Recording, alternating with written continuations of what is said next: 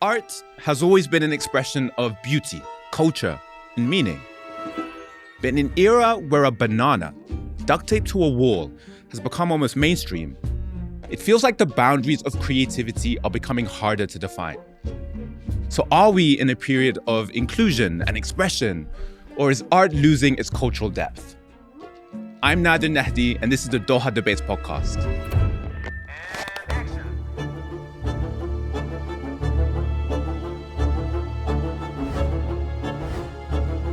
You can't say that you're a painter and then pay someone else to do your paintings. It's like using your money to steal credit for someone else's talent. This very postmodern guy who came to me and he was like, how dare you carve that stone? You decide, I don't want it to be engaged in social, political issues because you have the privilege to decide that. Who are you to say that this is art and what is not art? Our debate today, is it time to reconsider contemporary art?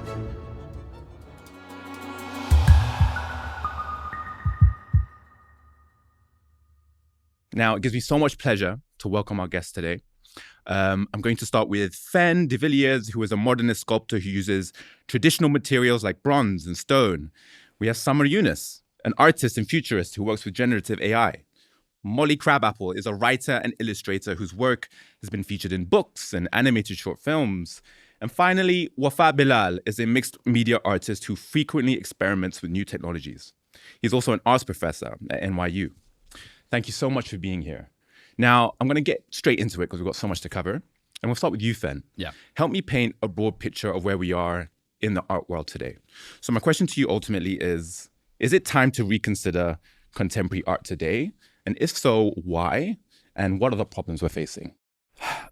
I think it's time to definitely reconsider where we are in terms of contemporary art. If you see what's happened over the last, say, 50, 60 years, we've essentially watched a rather silent revolution happen on the institutional level. The broad majority of art institutions across the West have been essentially captured by what I would say, unfortunately, is what you could call the new Philistines in many respects, who are politically motivated and very anti sort of making of sculpture, or actually involved in the process of generally making an artifact, right, should we say, and more about playing a role of being didactic, teaching the broad public solely on political issues, or let's say more new left cultural issues, and I think the erosion and the focus has really gone askew. And what I've generally watched is that, a lover of sculpture specifically, is that when I would attend the majority of these major institutions across the West, I would walk in and I would say, well, where's the sculpture, right? And then at the same time, you'd also have like a curator saying, well, those lines are blurred now because sculpture can be a dance, or sculpture can be a poem, or sculpture can be anything that the artist says it is, right? And so things have become extremely muddy, whereas I sort of come back to the basic principles of, you're set before a block of stone, it's 5 tons. How are you going to get involved with that? Yeah, absolutely. I carve the stone with a set of chisels or heavy pneumatic tools, and it's a body process with the material. And in that process is that magical moment of you're finding a composition, you're finding an aesthetic, you're trying to express something on an aesthetic level, and it's subtle and it's refined. And you're trying to bring down quite important issues, should we say, in an aesthetic language. But you're not standing there and saying, please read this large story on the wall before you enter the space to understand what I've done. That's really not what I'm doing. I'm very much tired of that. Many people are tired of that. I think we're starting to see, especially as funding is getting cut gradually, sort of the ending of that system. Thank goodness. Fascinating. Thank you for laying the foundations in that. From what I understood, is that art basically is losing its importance for the significance of materiality. Yes. And it's becoming more about ideals and projections. And that's a great place to start. And I kind of want to take that to you, Wafa, because you're someone who reinterprets the mediums of art. And how do you respond to someone saying that art is losing its significance of materiality and becoming so much more ephemeral or interpretive? I have the opposite idea of that. Because art these days become more relevant than ever. And here is why. In the past, art used to be made for the art of the beholder. And the shift come from the futurist when they rejected the status quo and start frustrating the public and the power structure by embedding the idea of art in the concept itself and denying the access to that idea and asking the viewer to decode what they encoded, thus shifting the role of the artist from the craft maker into a trigger of a platform, making the artist more relevant than ever and giving the artist a significant role in the society to engage the public in the social and political issues that is more relevant than others. In the past, the artist was a privilege and was tied to the power structure who funded the artist. Today, artists rejecting the power, rejecting the status quo, rejecting the institution, and become relevant to say, I am part of the society. I am tired of being a fellow to somebody who could just fund in me. And now I am leading a revolution. So it's obvious here we have these fascinating polarities between materiality and relevancy. Molly, do you have an opinion about this? Is this something we haven't seen or we're missing? I think that the devaluation of the craft of working with your hands as an artist, is something that goes hand in hand with the society-wide devaluation of all labor. If one says that it's enough to have an idea and you can just palm off the creation of the work to other people or to some sort of corporate generator bot, what one's saying is that the labor of one's hand is valueless. I think I side with Fen here. As an artist, I work with my hands. I've been so privileged to travel around the world documenting protests, war zones, nightclubs, and I do it with my own aching hands. And to me, that's the essence of art. And if you don't do work yourself, then what are you? At best, you're an art director or a CEO. Fascinating. Summer, how about you? How do you feel about it? I have a lot to add, great perspectives, but I want to talk about this through the context of what I call quantum craft. As somebody who used to work with my hands a lot, trained architect, scenographer, explored so many materials, and understand the, reaction to how you explore material, but understanding inherently that material could be ephemeral, digital, or physical. It's understanding how you sort of manipulate it and the quantity and qualities of it in terms of how it reacts to you and how you hack it, how you mutate it. I talk a lot about artists are insurgent. They are mutators. And when I talk about quantum craft, it's about understanding inherently how you can work with a variety of different intelligence. Artisanal is one of them, which is very important, which is embodied, is understanding how you work with your hands. But let's not fool ourselves in stating that craft is being devalued now. It was devalued through the colonial framework of what made contemporary art. Craftsmen, indigenous craftsmen, have had their work stolen by contemporary art. Women craftsmen, some of the most incredible, pieces of contemporary art for me are the G-band quilts that are not considered art, but to me they're art. A beautifully set, table that sort of has been done with a specificity is also a form of art. So craft has been devalued, but not for the same reason.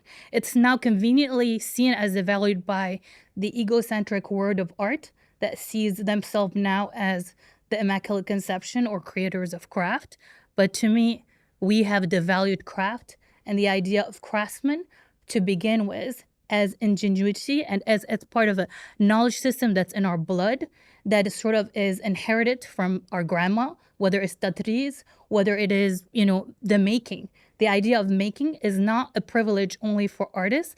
It is a system of knowledge that has been, for us always. So when I talk about quantum craft, is navigating through multiple intelligence system, is understanding sort of the artisanship, is understanding the cultural relevancy that Wafa brought up, and is also understanding that the ancestral sort of legacy of what that means operating across different times and time period.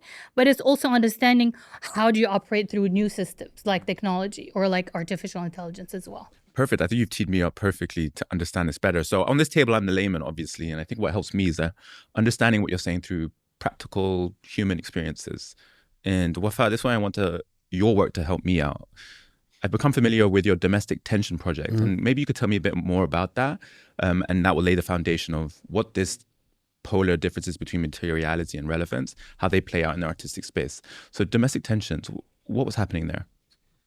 Great question. But before I get into domestic tension, it's worth mentioning the idea of how art function in society and what led to conceive domestic tension and how it functioned.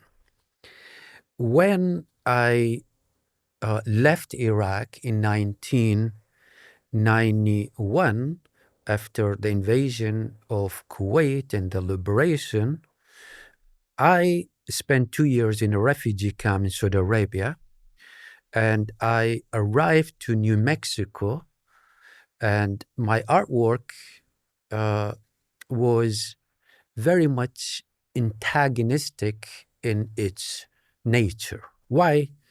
Because I was very much experiencing the apocalyptic word of my life collapsed in the last 2 years prior to that. And I was blaming the very people who hosted me and given me a second life as they are the cause of what happened to me and what happened to my family. That continued until I moved to Chicago, and then the 2003 invasion of Iraq again by United States. 1 year later, the death of my brother Haji took place, and he was killed by a drone attack, by an American drone attack. Then I was contemplating how I am as an artist could share the tragedy and the loss of a human being in a comfort zone where I lived while his death took place in the conflict zone of Iraq, and thinking of the antagonistic work I did in New Mexico doesn't work anymore because I was alienating people. And here comes the idea of interactivity, and the role of the artist shifted from craft into a trigger of a platform to bring people in to participate in the artwork, shifting the role of the artist and shifting the aura of the artwork from the artist who is solely responsible of the aura art of the artwork into the participant themselves having imbued the artwork and assigning or creating the aura of the work itself. Thus, the participation, it creates also information of what really happened. So it took me 3 years to conceive that project, thinking about it. And the inspiration come 2007. I was watching the news of an American soldier in Colorado, and she was a drone pilot sitting in a base in Colorado, directing the drone, dropping bombs on Iraq, and no physical or psychological connection to the target in Iraq. And that was the trigger. And I thought, this is what the project is about. It's about the disconnect between the comfort zone and the conflict zone of Iraq. And that was by design. So then what I did, I contacted the gallery and I said, this is the project. I am going to move my living space in Humboldt Park in Chicago into the West Loop, and I going to create a robot-like, which is exactly like a drone, and give the control to the entire world to shoot an Iraqi. And in fact, the project at the beginning was called Shoot an Iraqi until the gallery objected to the name, and we call it Domestic Tension because it became about the tension within the culture. And to my surprise and everybody's surprise, it went viral in 2007.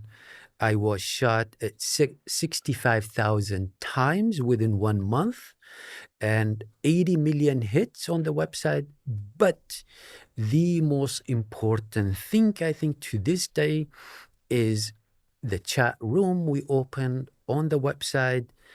3,000 pages of people talking each other, informing how unjust the war is, and that connected for the first time the physical platform of a gallery to a digital platform of the internet, allowing people to witness what happened and then what art could do by soliciting and arriving to the empathetic response, which art could be great at delivering.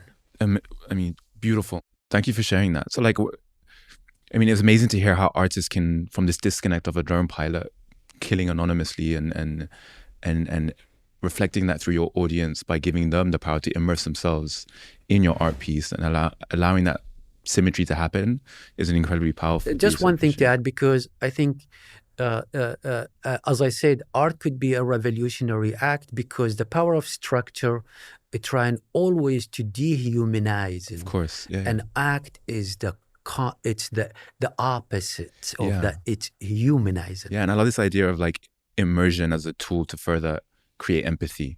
But from what I understand, also that even that moment is fleeting. It's a fleeting artistic moment which allows people to participate, but it comes and goes, which directly correlates to you, Fen, because you work with permanence, from what I understand, with material objects. And like, how do you perceive an installation like that versus material, lasting, enduring art? Is there a tension there? So the question is, how do you define weak art versus strong art? Well, I mean, look, I think what's being expressed here, and I find it an interesting idea, you've created this, if I understand, this machine as the piece of work, which then goes on to create a large dialogue around the issue. Okay, I mean, I don't have a massive issue with that. It's a temporary piece of work that's very much active upon the moment and reactive upon the moment of what's going on. A tragic situation, undeniably. The issue is that this type of artwork is what you see endlessly pushed through the institutions now. And with very little wiggle room for too much else, right? And so what you end up having is it's like, oh, I've made this work and it's about a tragic issue. I agree, sure. I'm not going to deny that. And what's left over is this machine and this discussion, sure. And it's highlighted an issue. The problem that I have is that what ends up happening is that all of the major sort of contemporary art institutions now are running on this. Oh, this artist is reacting to this. This artist is reacting to that. This artist is making about this issue. And the problem is that I always come back to this thing of like, but where's the actual artifact? The piece of stone, the bronze, the painting, the clay, the engagement of the body with the work. Now, you could argue perhaps this machine is indeed an engagement, from body to an object. But there's very little aesthetic encoding in that I would become excited about. If I wanted to go and see an exhibition where I could hopefully see some sculpture, which you can just about barely see today, I would be left hungry. And look, the people watching this show, just spend a bit of time, use an AI system and ask to get a list of all the Western institutions. Ask them to run down, are they showing actual sculpture or actual painting? And what you'll often get from the AI, which is a fantastic use of AI for research, is very little. It's very thin. So what's going on here is it's just always sort of reactive art to a very fleeting political moment, undeniably a tragedy. But the problem is that it always just ends up with that. It's like, okay, let's do this thing that's going to be somewhat of a revolutionary act, or try to inspire some kind of revolutionary thing to take place, or get exposure to something. But it kind of eventually then ends there. And I look back to, what have the other past civilizations left us? What did the Greeks leave us? What did we get from the Western canon? What has been left over? It's works that we can look to. Maybe you like them or you don't like them, but they're there, set in stone, set in a material, and we can look back to them, we can grab them, and we can throw them forward.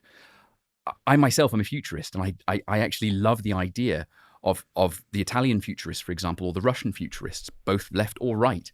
But I look at the art for what it is. It's very powerful, very punchy. There's an aesthetic there. They were being revolutionary, but they left something behind that we can look back to. I think that the problem now is that 10, 15, 20, 30 years, 50 years from now, I just don't think that these artifacts, little videos, weird dance performances, strings and balloons in spaces, the biggest question will be, what has been left behind?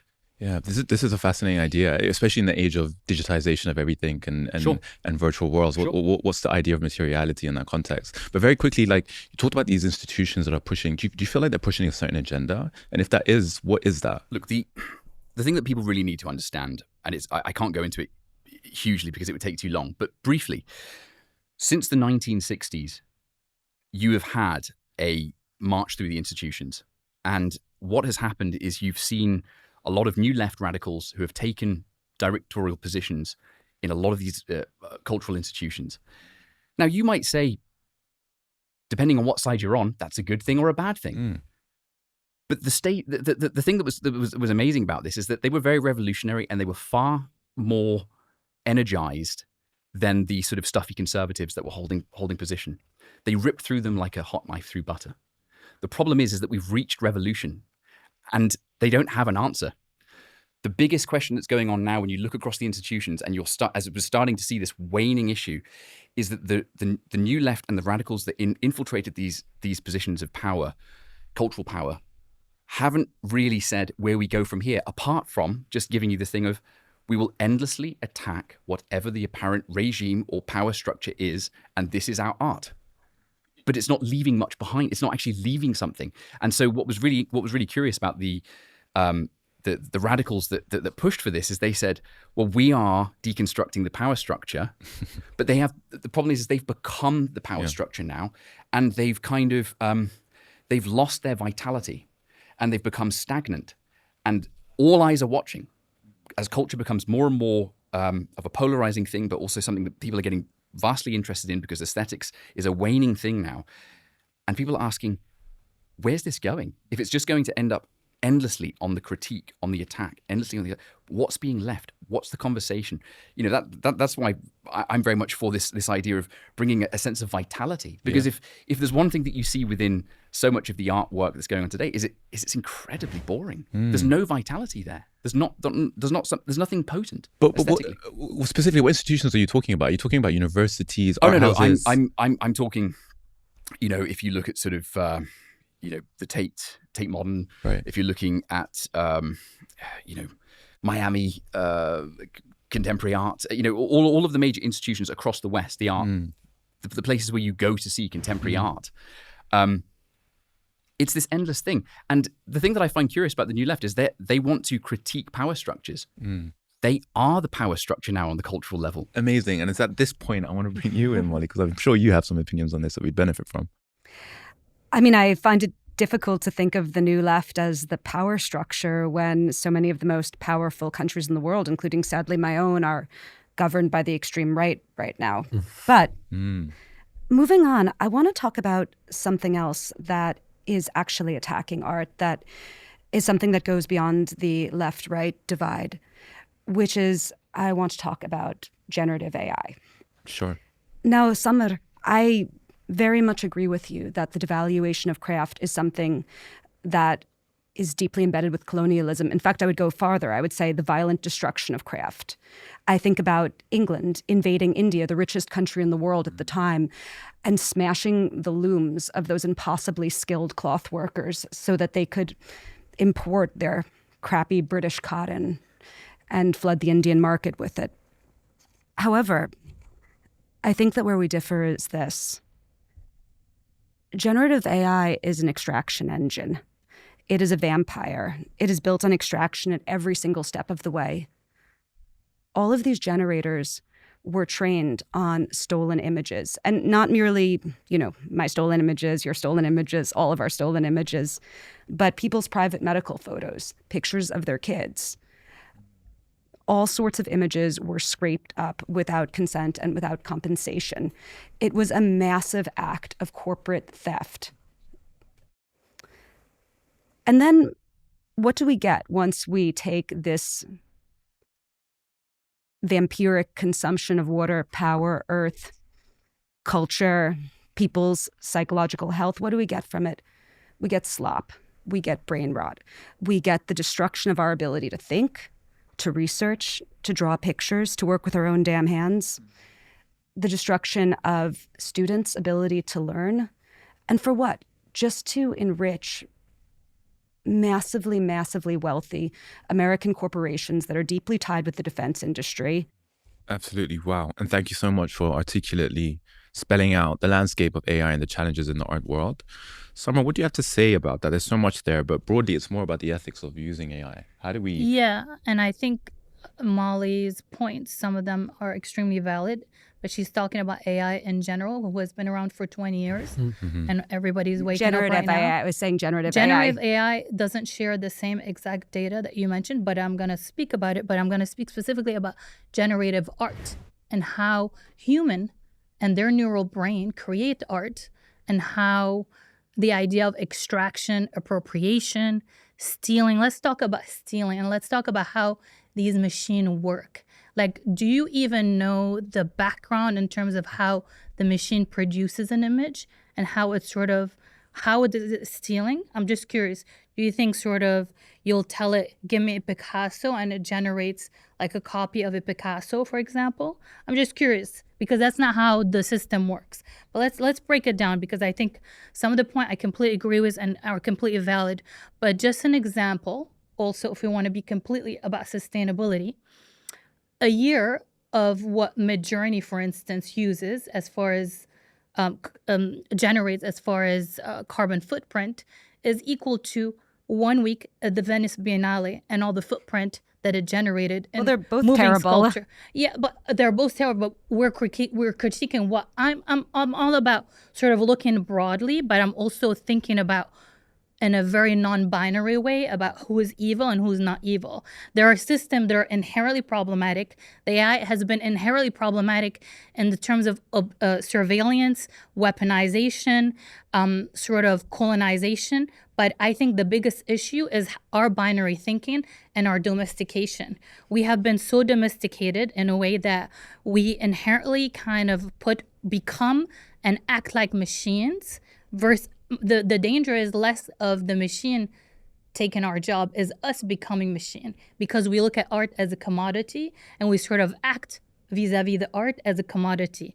Like, who are you to say that this is art and what is not art? And who are you to even say that an artifact that's physical or digital is art or is not art? Who defines that? Most of it comes from these eugenic domesticated minds that sort of decide, just like institutions, this equals good, this equals not good. This indigenous artist, let's say, wherever it is that's crafting something with their hand for centuries is not considered art, but it goes into an institution, then it's considered art. For me, what is considered art is definitely based on the domesticated mindset of how artists behave. Artists chose to be sort of trained by the algorithm because they chose to be content creator. They chose to be commodified. They chose to be stolen because of how we operate no longer as creators that dissolve the ego and think of ourselves, what is our purpose in the sense of what do we put our output? What is the impact of our output? What is it to? Who are we creating for? Is it for what purpose?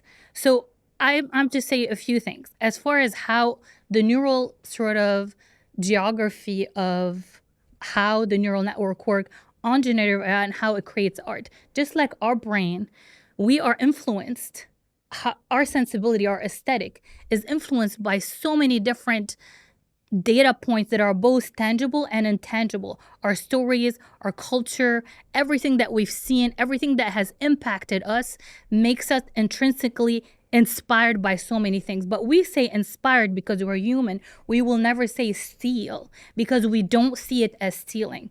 The same exact framework of how our neural network brain, our taste level is trained, which what I call ethno-aesthetic acumen that's being developed. You don't develop cultural fluency just like that. It takes time, and that's a skill on its own, and that's the taste level that's needed as an artist, no matter what medium you use. But to me, the same way that neural network is trained, AI is trained, but it lacks what? It lacks the kaleidoscopic intelligence. It lacks context. It lacks intent. It lacks purpose, and it lacks intentionality. It's the human that always is going to create that. But furthermore, when we're talking about AI in particular, for me, I no longer could work with material. I had chronic illness. I had cancer. It limits my capability. And why should I limit myself because of the tool? When we talk about a place of privilege, because we come from either a specific background, whether it's from the Western world, whether disability is not even a visible thing for most of the art world. I'm almost 50. There is no way I could create like a art career or reinvent myself because of so many different limitations. So to me, an artist is the ability to sort of orchestrate across different ways of being and being able to work across different medium, across different culture, and expand their repertoire no matter what the tools are. Mm-hmm. At the end of the day, you need craftsmanship no matter what the tool.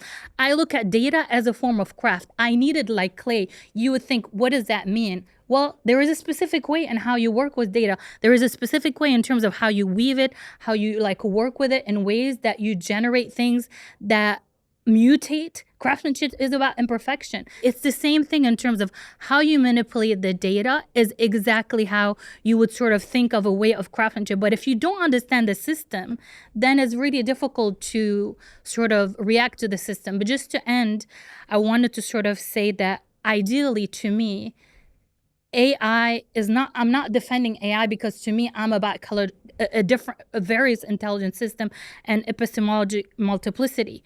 But to me, it's about, ideally to me, what we need to demand from generative AI is to be able to give us cultural genealogy, because we don't do it as human. We don't recognize all our sources of inspiration, all the people that we had stolen from, all our different references, everybody that inspired us. Do you ever see that broken down on art? No. So in a generative art world, at least there is more transparency. You understand exactly what data is trained from. So let's take it a step further and break down the cultural genealogy of the output of every generative AI, because that is incredible, very important. And it sort of dissolve the idea of the ego of thinking of ourselves as individual genius, which we're not. We have always been collective sort of creators over and over, reinvent, looking at pattern. And we're really, our strength is being able to break down pattern and reinterpret it and sort of manipulate it in ways like no one else. And that's our strengths. May I defend absolutely. AI? Sure, go ahead. Yeah, you don't have to defend it. I'm not. I'm going to defend AI. In 2009, I wrote a paper called Encounter and the Benjaminian Era. That's where I predict cognitive demand And that's where I predicted PCI, brain-computer interface. And we are at the very beginning of that leap. That's where the hardware going to be fused with that's biologically going to be infused with the machine, and that's where AI going to be our simply helper. That's where we're gonna, in the blink of an eye, going to get the answer to any questions we have. So anybody who is going to be rejecting AI going to be left in the dust, while humanity going to leap forward into the future. With That no is- water. Sure. That is our fifth simply technological leap into the future. You mentioned something very and extremely important: intent. And people who do not understand what art is, and people who wanted to go to the Stone Age in the scepter advocating for that, that's what art is and what differentiate between artisans and art. When the artists intend to make an artwork, that's called work of art. And when they don't intend to make an artwork, it's called craft. Why is that? Just 1 second.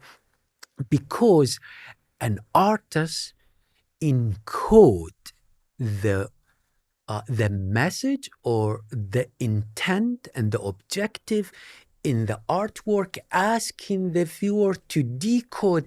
Other than that, it's going to be an object sitting in somebody's bedroom, living room, has no code in it, and that we call it a craft.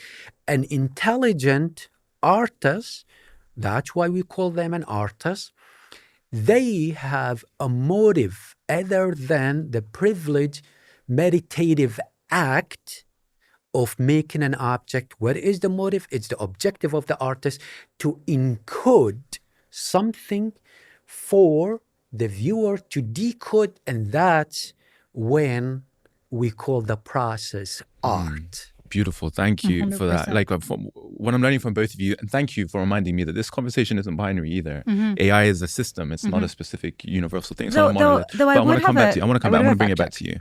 And because I think what you're saying is incredibly important. And I think actually what they've said hasn't negated what you said. In fact, these are real practical realities that we have to live with. But what quote I'm reminded of as we were talking about intent is the road to hell is also paved with good intentions, and is intention enough to save AI from actually having irreversible impact on the world that we're witnessing today. And maybe that tees you up nicely because I know you wanted to rebuttal what they said. One thing that's important to note is that no serious neuroscientist, in fact, no neuroscientist thinks that a generative AI bot works like a brain. They actually work in the exact opposite ways. For a generator to make a picture of a deer, it needs to see a bajillion deer images, and then it has to have people in Kenya who are getting, a penny an hour sort those deer images, and it has to basically get in megadata. Whereas what makes the human brain so miraculous is that we can see 2 deers in our life and still know what a deer is. We extrapolate. We don't need the mass data and the mechanical training that the generators do. However, what I want to say is this. A lot of times artists act like they're special, like they're people who can opt out of the responsibilities of being in a society, that they can do things that are so harmful on a practical level because they're an artist and, we're magical fairies. I'm an artist, I get it, I like the privilege too. When I think about the usage of the AI generators, which again are the products of, bajillion-dollar corporations, these are not, weird little experimental art things. But when I think about the AI generators, I think about radium. Now, radium used to be used to paint. It was used to paint dishes and watch faces. And there's a reason for that. It's that it's cool looking. It makes a cool green glow. You can't get anything in the world that will look like your radium watch face. However, they stopped doing it because it makes people's faces rot off with cancer when they were painting those watch faces. Now, I can go and I can say, man, I'm an artist. I want to do murals with radium. Look at that cool green glow. Or I could realize I live in a society and I don't want to poison everyone around me. The generators, these corporate products, are poisonous. They are poisoning the water. They are destroying the climate. They are poisoning the work environment, and they're causing psychological breakdowns in the people in the global south who train them for pennies. And maybe you can make something cool and interesting. Okay, great. But that in no way excuses you from the harm that these corporate products do, any more than I can paint a wall in radium and say, I'm an artist, it's fine. Absolutely. So are Zara doing the same thing with their making Yes, their very much clothes. so. Very Yeah. much so. But it's industrialization that causes this issue. Yeah. You cannot give me hard data right now against industrialization that created this issue. Just like industrialization created more slop out there than any AI slop is seen. And there are well, AI is slop. part of industrialization. It's the same thing. This is like saying No, that because murder isn't new, it's okay. It's not the same as industrialization. It's a different layer of technological advancement. It's not the same. And my dad is a neurologist. My mom is an artist. Fortunately, I don't understand. I'm not a neurologist, and I can't understand the intricacy of how the AI is trained, but he has a bit more knowledge. And I could assure you that it is trained in a very similar pattern recognition as a brain is trained. If you have hard data, I would love to see it. But I'd suggest Karen Howe's Empire of AI for a really amazing look at. Is she a neurologist? She is the scholar and the journalist who has done the best investigative journalism on OpenAI. Her book was a blockbuster. It just came out, and it is an under the hood look. And I don't use OpenAI either. You need to understand which system to use and who you support, because you can also think about who you navigate with and who you align with yourself with as far as the system that you sort of operate and you're in cahoot with. Either you support the oligarch or you don't.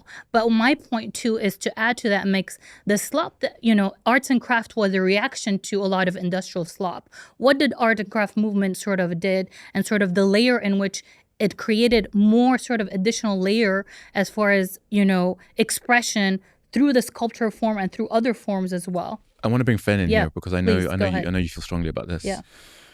Well, look, I mean, we can talk about the arts and crafts movement. We can talk about the Art Deco period. We can talk about a period where different sculpture and stuff was made. Is that aesthetic slop? Is that stuff that no, that made our world far more visually vital than what I find is going on today, where ultimately, I love to be able to walk around a building that there's like a piece of sculpture in front of, or some amazing ornate, works coming up the building or whatever that you could see in the Art Deco period, arts and crafts period, Viennese Secessionists. I mean, the thing that's incredible is that it seems like today we've been able to convince ourselves out of the aesthetic, and we've been able to push ourselves out of this frame and say, oh no, because it's handmade, or because it's craft. Just something to take into mind. The postmodernists hate craft. They've tried to attack sculpture as just a craft. It's like, oh, you like, it's really funny. I've had certain journals approach me and say, oh, you're a sculptor, so you're actually you're just a craftsman, which is hilarious, because it's like they have to do this. The thing you have to understand about postmodernism, of which people here I think are very much subscribed to, is that it's a very much a intellectual pursuit over the aesthetic pursuit. It's always language, and the language is thrown forward kind of like a squid, and it throws this word barrage at you, and then you sort of like, well, maybe, I don't know, and then you're like, but I'm standing in front of a cup, and it's supposed to be talking about this. No, I'm sorry. There is an aesthetic that takes to be able to create an aesthetic work, be it sculpture, painting, murals, architecture. There is a requirement to understand composition, balance, how forms and shape cut through space. The Greeks had this panned down, like really, really panned down. You can argue against the Greeks. We can argue against the Italian Renaissance. We can argue against all of the great Western canon that came before us. And we can say, oh no, in the last 50 years, we've figured it out. I'm sorry. The history is very much against you. This period is again, it's a smokescreen of language, and it's it's a constant May I attack. say- may I say something? May I say something? Let's go to Wafat. Wafat, I want you to respond to this, but also in your answer, I also want you to tell me how you feel about Fenn's critique of your work, given the context you just provided. I love that. I love that idea, and I'm gonna bring a specific example of going back to the Stone Age rather than an artist who part of the society. Here comes 1909. The futurist Mernetti The Italian futurists, I love them. coming back from Paris Yeah. to Vienna, seeing how people in cabaret have no clue and do not want to engage in dialogue about World War I. And what do? They start the night seratas. When they go to cabaret, trying to frustrate people. And the bourgeois, the high class, and to make art inaccessible, and that's what you called it, language. It's a linguistic practice. Right. Wait. It's not linguistic. Smoke screening. No. I didn't interrupt you, Okay, so sorry. don't interrupt me. It's not that. What it is, and that's what inspired the conceptual artists later on. It is to make the thing inaccessible to frustrate the higher class, it frustrate the institution. And now later on, you said the institution is cozy up to the artist. It's the contrary of that. Why is that a revolutionary act? Because the artists themselves later on push and pressure everybody to engage in a social dialogue to reject the class and the bourgeoisie and the institution, and to reject the violence and the killing of war. And that's what artists started. It's not the Fox screen, it's not the ideas itself, but rather to frustrate the system. And when you start decoding these ideas, it's not even trying to have a code at the beginning, but it's the frustration led into the engagement. Well, I also wanted to make one. Let Fen directly respond to that really quickly, then I can promise I'll go straight to you. But Fen, go ahead. because I'm actually glad that you're into the futurists. It seems to be. I'm a major fan of them. The thing that has to be understood is, yes, these, like the Italian futurists, the Vorticists, for example, who were, essentially a British offshoot. Yes, they were very up and in your face and aggressive and brash, but they left something behind. They actually left an artwork, a visual, aesthetic artwork, be it a painting, be it a piece of sculpture. You're looking confused. The Italian futurists were a highly aesthetic and visual group. And what makes you think contemporary artists are not leaving things behind? Well, they are. Duchampian found objects, which is what a lot of their thing is based on. So Duchamp, you obviously know the fountain, the pissoir. Which Do you know why Duchamp left? Yes, made I'm that? aware, because he was attacking the art scene and the aesthetics at that time based on institutions, and what they said was right or wrong art. The problem is that's happened now is, again, we go back to this institutional question. If the revolutionaries have now taken the institutions, what I'm saying is they are the status quo. The revolution is over.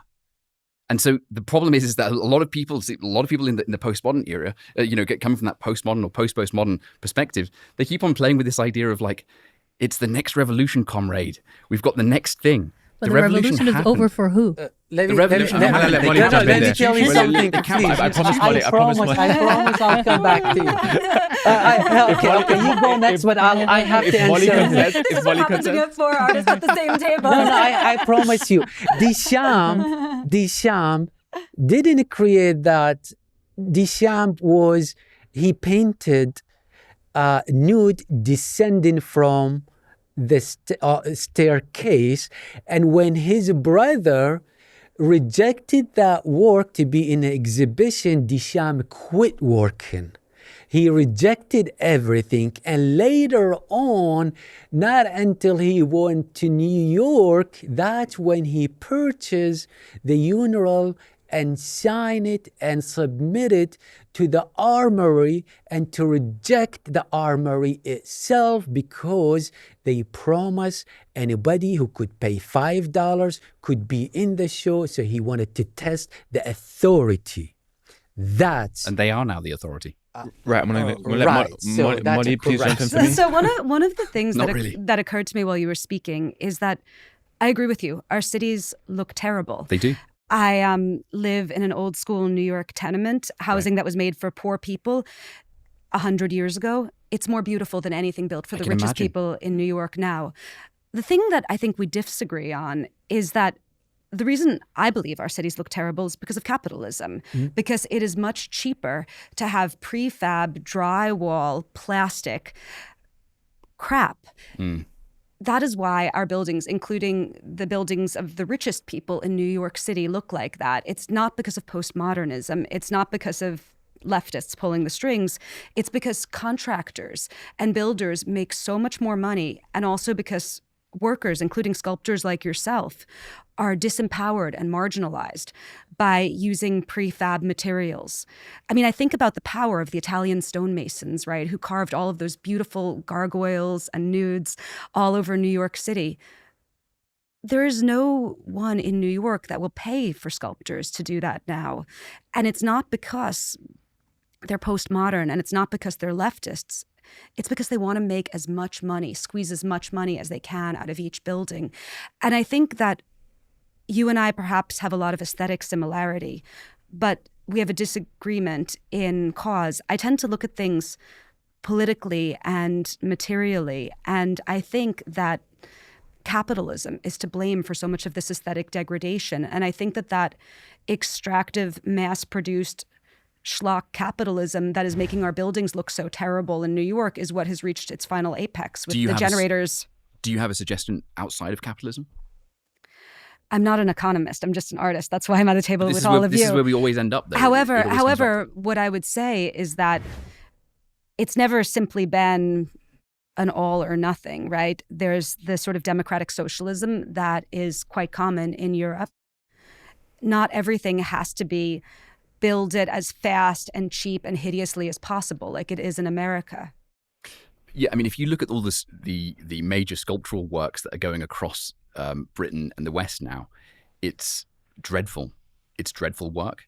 Would you say that that's due to capitalism that's driving that? You know, just sort of like a weird twisted shape with something thrown around it. I mean, people find majoritively now people are getting so sick of this, and they're like, I'm sick what of is- it. Yeah, exactly. Yeah. But I wouldn't look to that and say, oh yeah, these silly pieces of sculpture that are now getting put on every single sort of street corner or major apparent, you know, sort of area of importance in, you know, across London or major cities across Europe.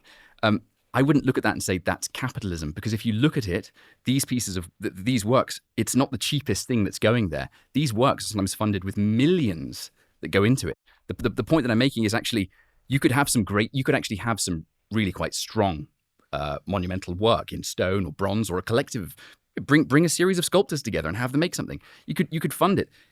You could probably even do it cheaper than than some of the budgets these, you know, artists connected or interconnected with institutions. And again, it's because they deny the aesthetic importance. It's because they have spoken away and used language like a corrosive measure to attack aesthetic strength. Interesting. I mean, it's making me curious actually about, do we have a tendency to romanticize the gargoyle and the nudes and the 19th century architecture of some of these cities that we're so in love with, when actually we're ignoring the fact that a lot of them were built on the backs of colonial empire, and a lot of them were built And on cheap resources and cheap labor.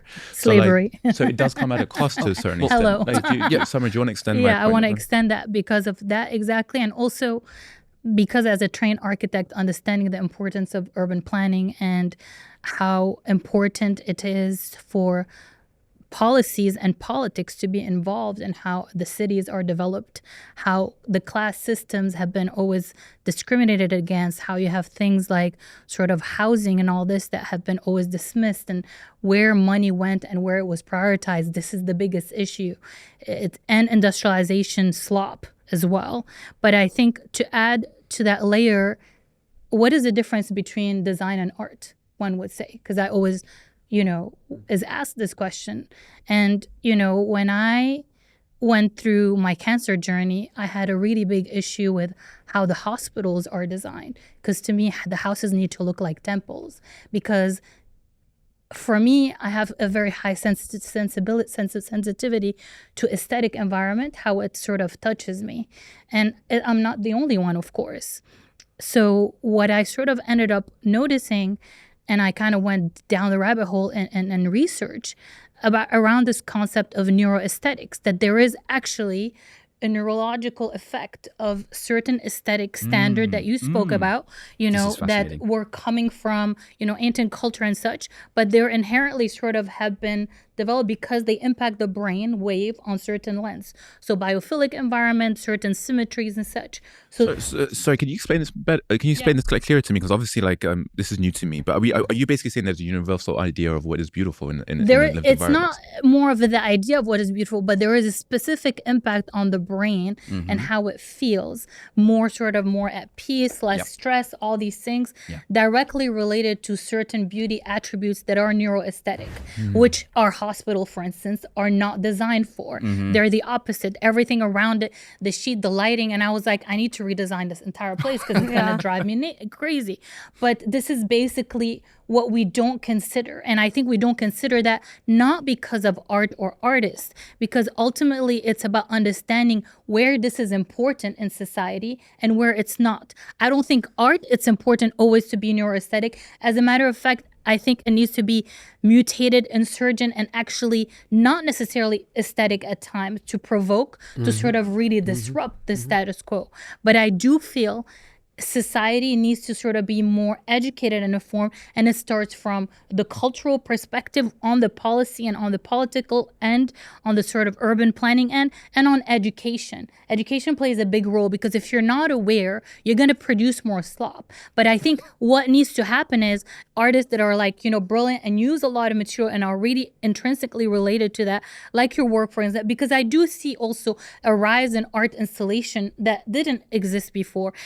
I used to work a lot as artistic director on the brand end, and we used to pay a lot of money for artists to do large-scale work and activation because of the commodization of art that became a marketing sort of, especially sculptural work that became a marketing issue. It no longer serves the purpose of what it needs to do in society. It used to reside in temples. It used to reside in third spaces. It used to reside in places of worship. Now it resides in sort of temporary places. And to me, the reason why I left the brand world and I is very sort of specific in how I intervene or mutate with brand is because there is a lot of waste. We used to build and spend so much money on large scale work with artists, but there is no room for this work to sit. So when we think about, tangible physical work, and I've done many super large scale work myself, there is no place to put it at the end because you have the choice of institution and the privilege of who gets to go to this institution. Or shouldn't it be in schools? Shouldn't it be in places where it really impacts society? So it's a bigger sort of, issue that is more socio-political, cultural, rather than just sort of institutional. The institutions, basically. They don't need this art. That's not who it serves. No, it's a great moment to say we've been talking about art as if it is one thing. Right. Art is not. To me, art is an act of assigning a value by an artist to an object or a performative act. That means there are so many different kind of art. There is the contemplative act, which is an artist's meditative act on an aesthetic, and that is an artist choose to do that. And there is an artist choose to activate for social, political reason. And there is everything between. We live in an art piece right now because that was designed by an artist. So there is always the objective. And somehow when we say in the society art, there is a picture of this narcissist person come to people's mind that's an artist. That immediately come to their mind as if we are alien landed on the planet, wanted to mooch on everything and take all the resources and be the privileged who always looked as if we don't do anything of value. That is a problem of the society. That is not our problem because the society always fail to keep up with our mind. It's not our problem, but it's the society problem while we keep pushing the envelope forward and keep thinking what art is. The society still think we are sitting somewhere, sipping on something, smoking something, and we have no idea what the rest of the society do, and they expecting us at the end producing something beautiful, have no value except appreciating aesthetic. That's not what art is. Art is multiple things, and the society have to come up with the term with it. But does that mean it can also be beautiful without meaning then? Absolutely. Right? The inverse. This is what I was almost worried to ask you guys. It's always aesthetic is in the heart of it. Why is that? Because even with political art, to me, I always think about this. Aesthetic pleasure versus aesthetic pain. Even as artists who always have engage in a political dialogue. To me, first thing I think of it, how I filter that political issue in an aesthetic where the aesthetic bring people in. That is the content, that is the aesthetic. Once you engage people in the aesthetic, the content and the pain seep in. This is where I really agree. This is why I absolutely love and have looked at for a long time the early modernists, from the futurists to looking at the 1910s, 1920s, 1930s. Sculpture specifically that I'm interested in became about this thing of power as beauty or brutality as a sense of beauty, and a piece of work. Just so I'm clear, when I'm talking about aesthetic, I'm not talking about everything should be treacly sweet and beautiful and lovely. In fact, I'm far more of a early modernist taker on that. Is that I think indeed you can have really brash, the unique continuity of forms and space by Boccioni is an extraordinary piece of work, and it's not something that the let's say more idealist aesthetic thinkers, conservative thinkers would say, oh, that's like really beautiful. No, but there's a power there. There's a vitality and strength there that I look to and say, or Andy incredible. Warhol, the execution chair, or the accident so that's another sort of aesthetic. But possibly. But what I'm saying is, I totally agree with you on this, is that there can be a really brutal piece of work that you look to and you stop it can stop you in your tracks and you say, you know what, I'm just drawn in by this, and no, it's not treacly sweet, it's not treacly beautiful, it's just really powerful, but it's like it's made of something, it's carved in stone, or it's in bronze, or it's some sort of very deep painting.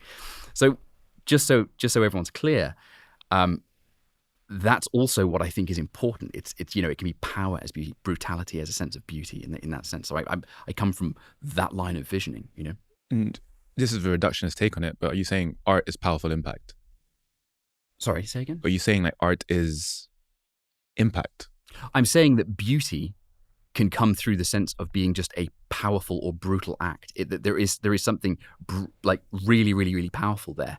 I look at sort of Antoine Bourdelle, the sculptor, French sculptor, who was making, he was inspired on Rodin, but he and trained around that period, but he was making very, very, very intense, contorted figures with, there's a sense, it's on the edge between, at times, a sense of deformity, but you can feel the force and the turning and the power in it. Yeah. And you feel that just being engaged with that work. It's so powerful. I really know that feeling, and I know when it's hit me and it struck me. And I think that's what's a very universal feeling. But I also feel like, I was so reticent at first to actually ask you guys, like, what is art and what are those parameters? Because I know it's such an individual thing for each one of you. You'll all have differing opinions about it. Yeah. But the issue for me is I'm trying to feel this tension between ethics and how you rightly articulated, but also allowing art just to be in its purest form, and where we situate on that spectrum, and where do we land on that? Is there, Summer, do you have something to say on that tension? I mean, yeah, because I think art is beyond medium. Like, it's really difficult to me to be in a box, sort of tied to a medium, because that means that I'm already, making myself static, making myself non-kaleidoscopic. And I see myself as kaleidoscopic, meaning whatever material I work with, whether sometime food, sometime, data, sometime material, whatever that might be, sometime dance, all of which are forms of context, expression, and evocation. It depends on how I want to sort of interpret the concept that I call future ancestors. Because to me, being able to expand the repertoire and variety in terms of how you sort of operate and think is what art is. It's not static. And I think it's also about, in a world where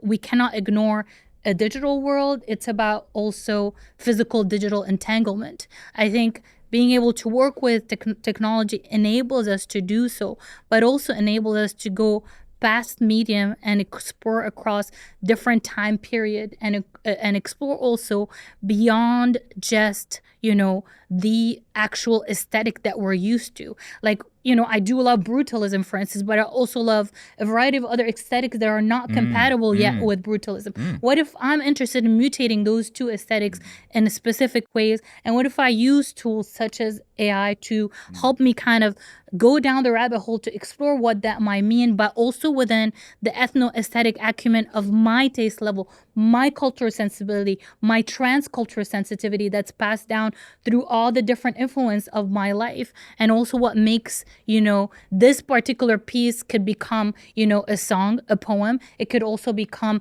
a great sculpture if I wanted to. It could become a soft sculpture if I choose to do so, which I work to with textile law. So there is different ways to me how art is expressed. It's about thinking beyond just a static end product. It's about thinking of not a product at all, too. And it's about thinking of ourselves as, if we were to, I don't like to call myself an artist either. So it's also, thinking of yourself as how do you want to sort of shape society and what impact you want to give, not because it's you, but what would be useful for future generation to be able to see themselves as whole, as understanding that, knowledge is about multiplicity, is about understanding how important all knowledge systems are, including in animals, including in, planets, including in technology, including in, the astrology. And I think that's what really why it's important to differentiate, and we have to think about the terms here we're using. We're using contemporary artists. We are using conceptual artists. These terms are dead. Right. To me, we are practicing artists. And what makes us not bound by material, and some artists are bound by material, which is a limitation. To me, the idea determine the medium. Why is that? Because we are practicing artists, and the objective of everything we conceive going to determine who are the people we are engaging. And based on that, that's the material and the platform is determined by the artist. We are creating an encounter.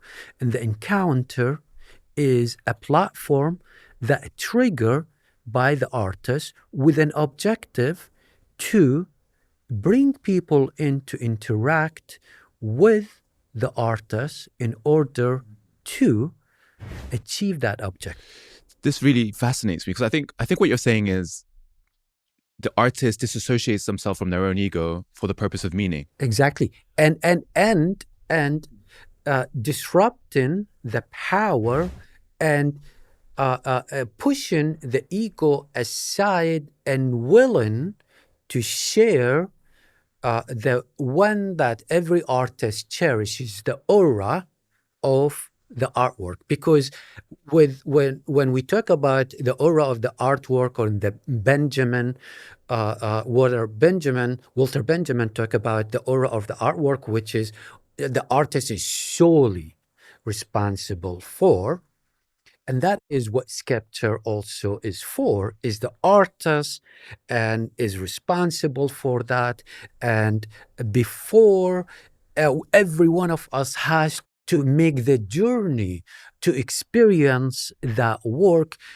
Now with photography and digital media, that is over. Why is that? Because, for example, photography start mediating our world. So many of us thinking we've seen the work, but the fact of the matter, it's the reproduction of these objects kind of diluted their aura. Now, that's one thing. Two, when you trigger the platform as an artist, it's not just about participatory, it's not about informing them. Every participant contribute to the project, and what's left, it's not the object, is the experience itself, and it is the aura of the work embedded in the experience. It's the artifact of the mind, I guess you could say. Goodness me. Yeah. I mean, can I jump in? Please. Yeah. I mean, this is stuff that I've been fighting very much for a long time. It's this idea of like the artist's ego, or I remember one time I was talking about carving stone, and there was this very postmodern guy who came to me and he was like, "How dare you carve that stone? How dare you take that stone?" The stone was going to cry. Did you hurt the stone? And he was like, "How dare you do this?" And I was like, "Sorry, what?" And I just couldn't, because I have so much trouble jumping into this sort of linguistic framework. And I was just like, "Look, the stone is there. It's many tons, and I'm going to engage with it right now. Like, that's my thing. That's what I'm going to do. I'm not filling my head with all of this sort of, oh, maybe it's this and it's an experience, or it's this and that. I'm engaging the piece, and you can say that's an egoic act. It's an act of love with creating this piece of work. You're dedicating to it. And the process of doing that is you make a piece of sculpture that then goes out and stands in the world. You put it out there. A block of stone captures space. It dominates space. You put it out there. And some people can come to it and it says something to them, and other people say it doesn't say anything to them. But you have loved what you have done. The sculptor, the artist, the painter has loved creating that artifact, and he puts it out there. It's not a process of, I'm not sharing this experience with multiple other people. This is, again, very much a sort of a postmodern institutional thing. Oh, we're all eating breakfast together. We're all making art. No, I'm sorry. I have to come back to this thing again.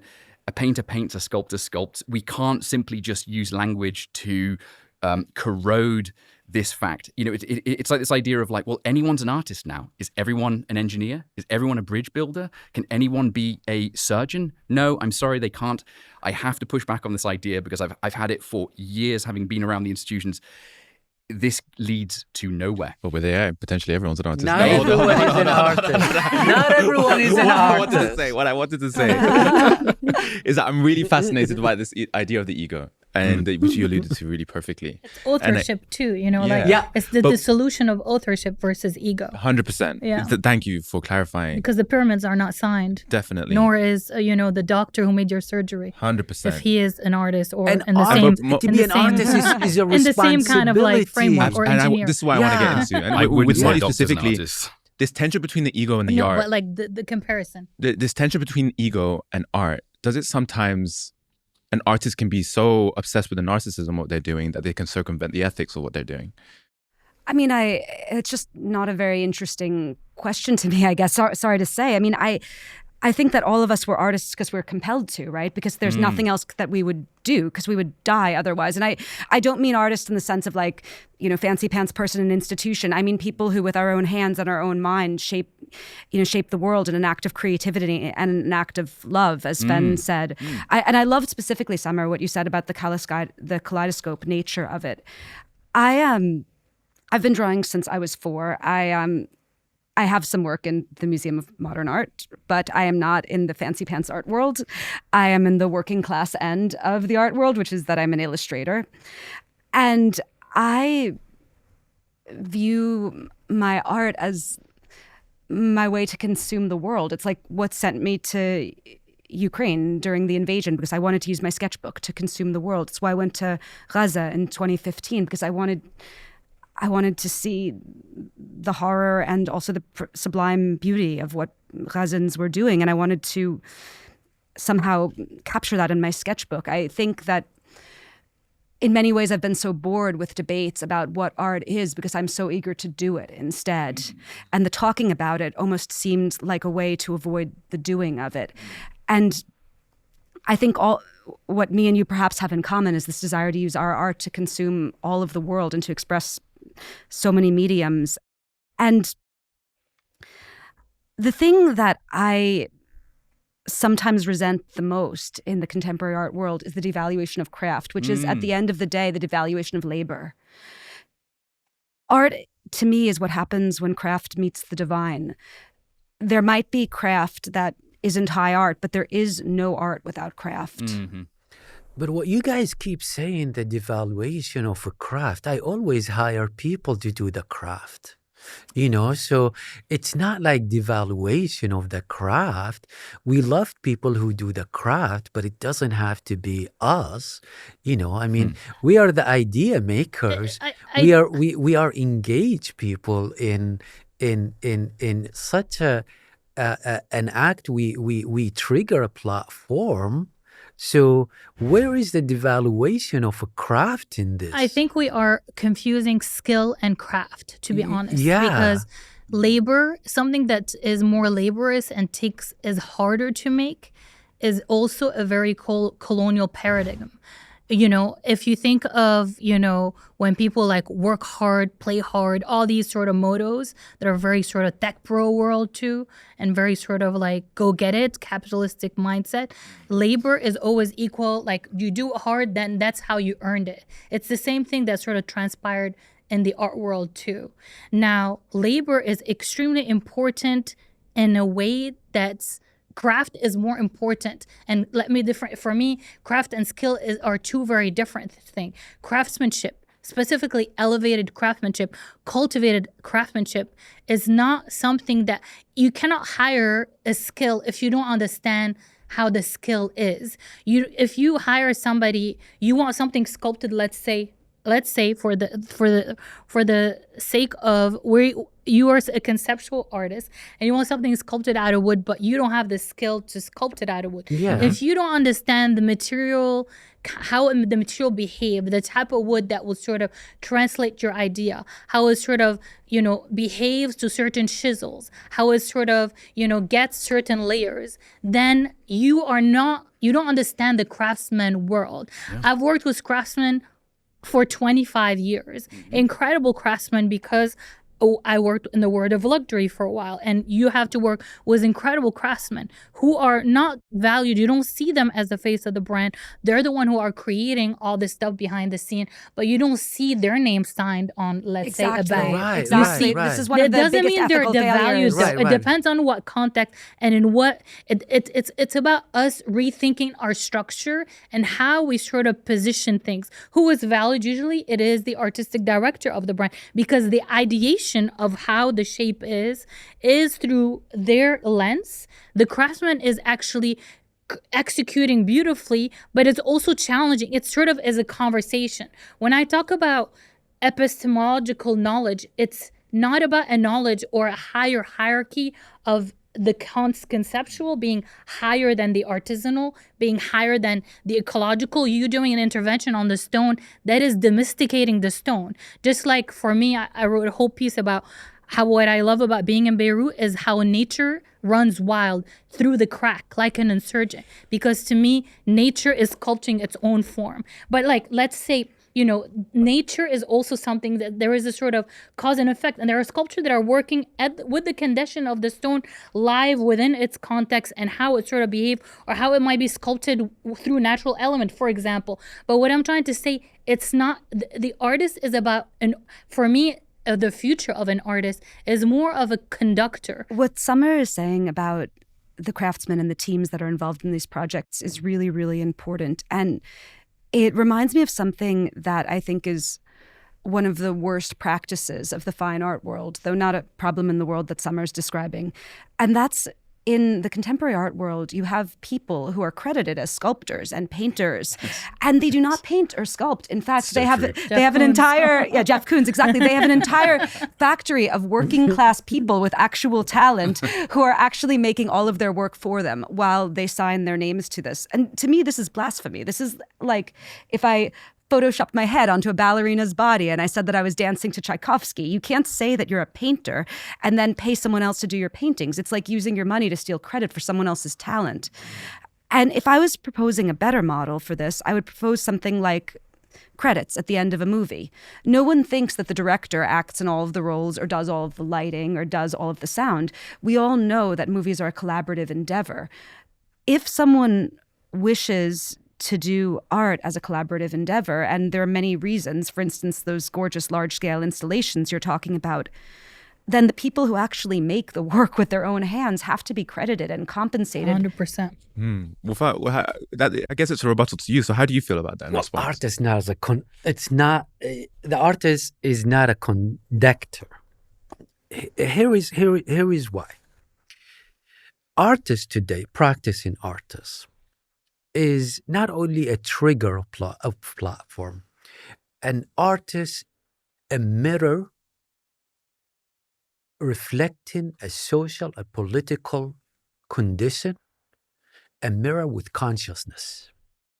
Okay. And Elaborate. of course. So an artist sees a social political issue and wanted to engage the public. And with that in mind, develop an objective and trying to bring people into the platform. Once that happens, chooses a mode of engagement. Let's isolate two of them. Let's say relational antagonism versus relational aesthetic. So, and I'm going to bring you a good example of using labor as a mode of relational antagonism. In 2015, I was working on a project called Canto 3 when bringing a project about Saddam, and he wanted to put his statue in above Baghdad when it become an omnipresent, when you look up and always there is him in the sky. So Iraqis, when they look everywhere, there is a gold star. Now, what Iraqis have in common with American is the the PTSD that soldier inherited in United States, and I wanted to link the conflict zone of Iraq to the comfort zone of United States. Mm-hmm. Then, at that time, before 2015, I noticed most of the soldiers, American soldiers, do not have jobs. At that time, don't have health care. So I decide I'm going to play the artist with an objective to trigger a platform, and I going to use the labor as a mode of antagonism and hire the soldier for the rate of around minimum wage to make Saddam's capture. That outraged people because the mode of engagement was specifically to antagonize people as a mode of engagement. That is orchestration, though. That's exact. Well, It is orchestration. okay. You're saying you're not a conductor. This is a conductor. Okay. Literally description. Okay. I give up. Okay. I concede. But you see how different a practicing artist today. Of course. Then, and I'm really sorry.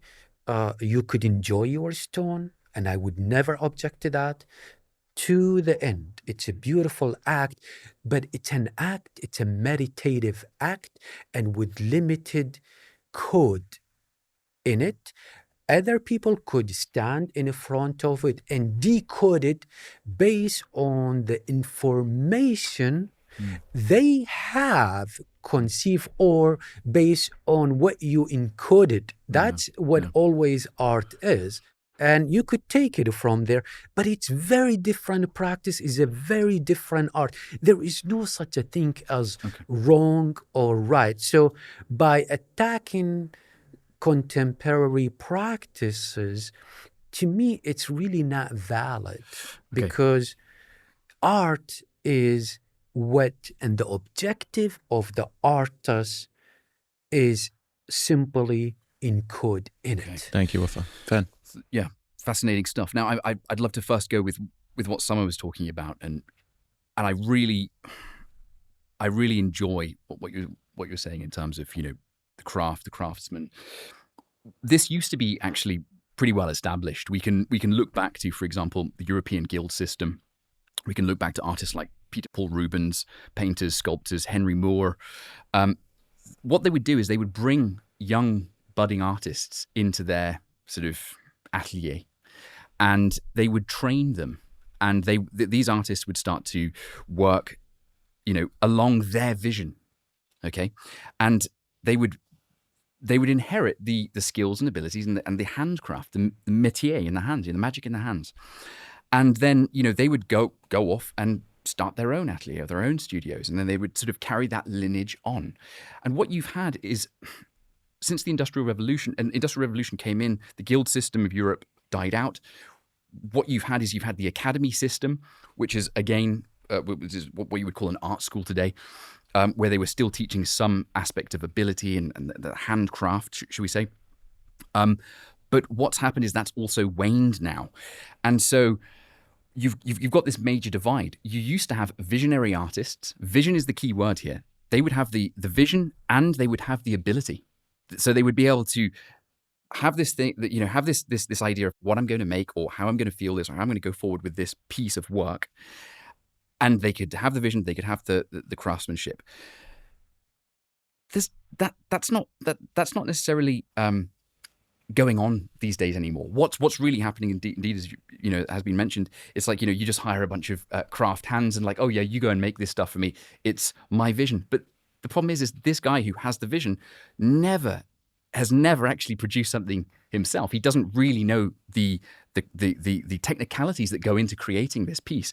So there is no vibration of the body of the artisan in the actual work. There is nothing. There is nothing there. So it kind of loses. It loses the accent of that artist. It loses the power of that artist or that vision that makes it beautiful and unique and something that you can sort of come into.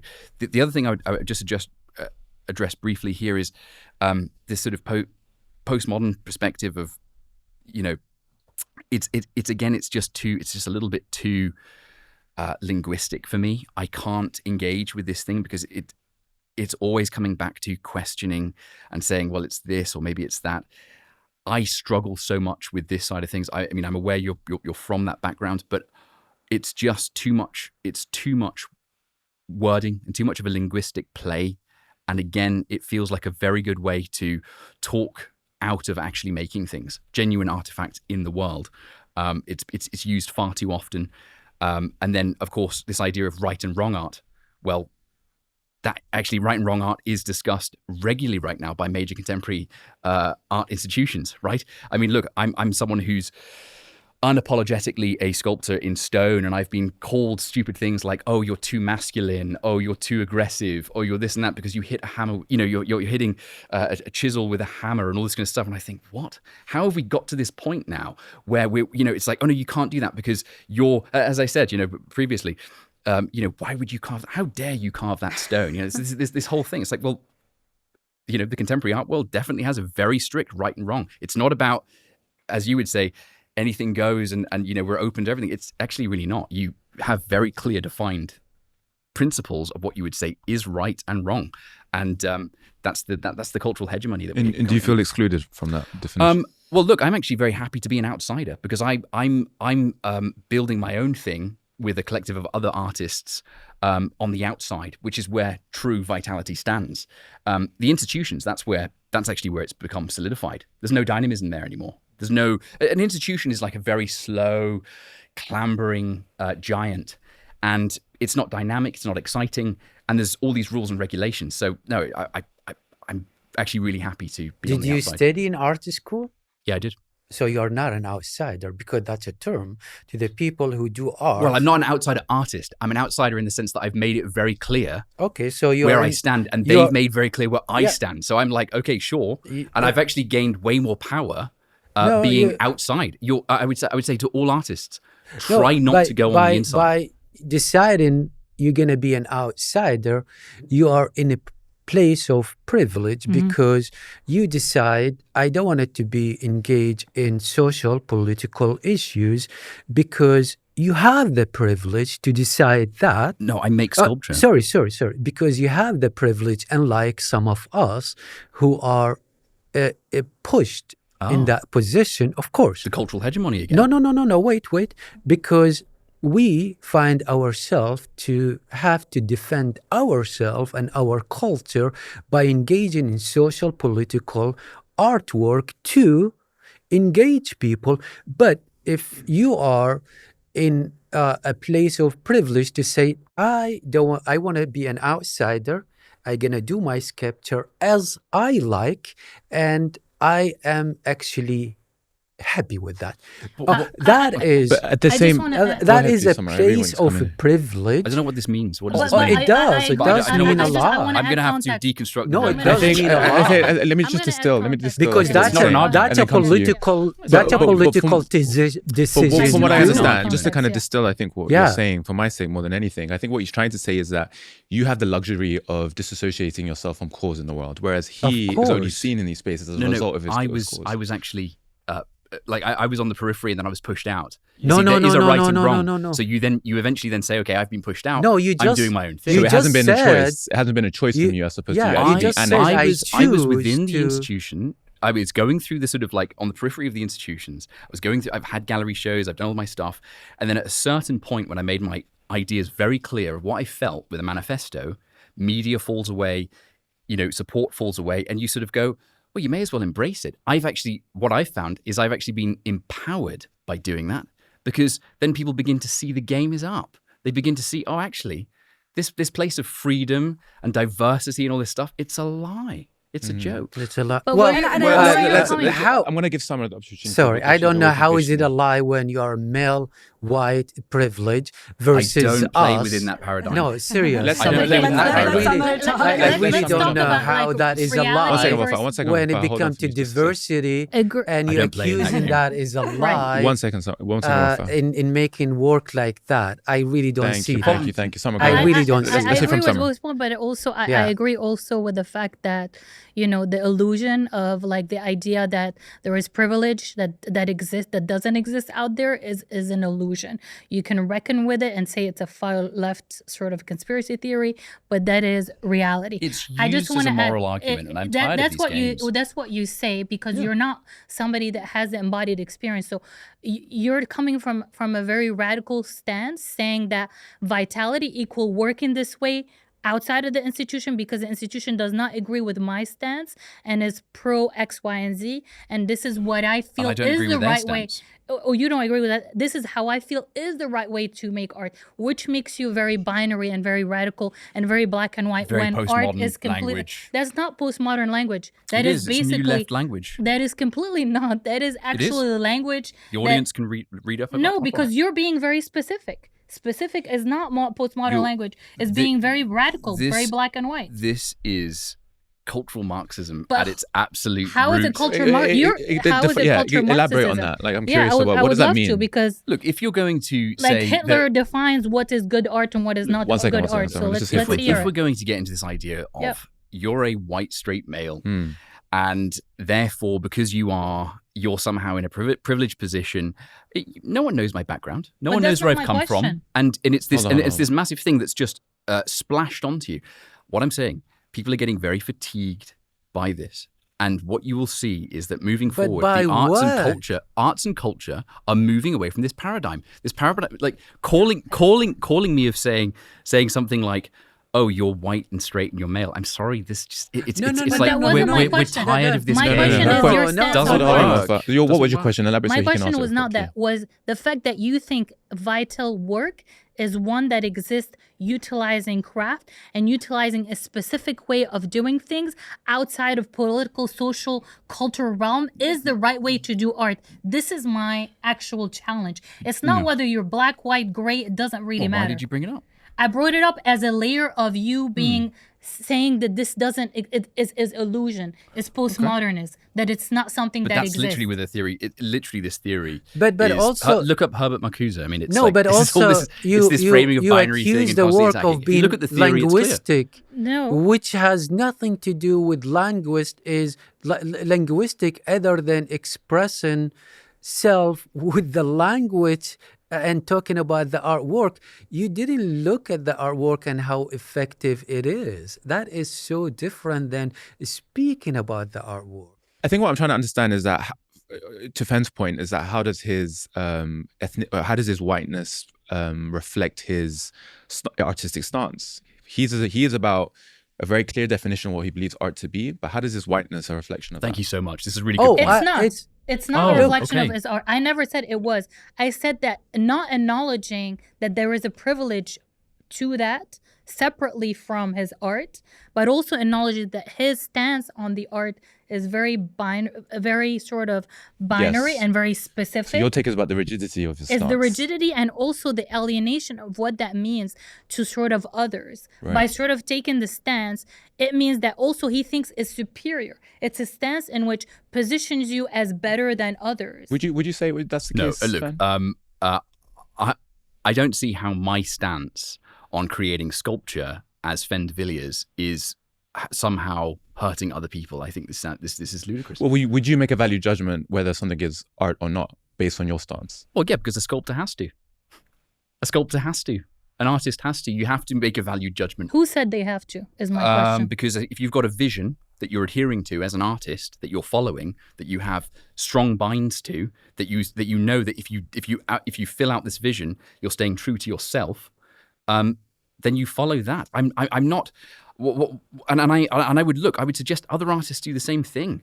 follow what you must make. That's what is going to make a really diverse, truly diverse, exciting cultural scene to be involved in. I'd love to see what you're making. I've checked out, what everyone else is making. I love to see what you're involved in. I don't care about this idea of like, oh, because I'm making sculpture, I'm somehow like, I don't know, leaving someone out or attacking something else. This seems very, again, it's this very sort of woo-woo postmodern stuff. I'm sorry, but nobody object to what you're making, and I think you're imbuing yourself as a victim of the system. Oh, no, I'm not. No, I'm sorry. I'm sorry, but the idea of going to the foundation is a very much like fundamentalism, because anything that moving forward is against the foundation, and that's what the world is in trouble for, because we are being pulled, we want it to be pulled backward because it's against the foundation,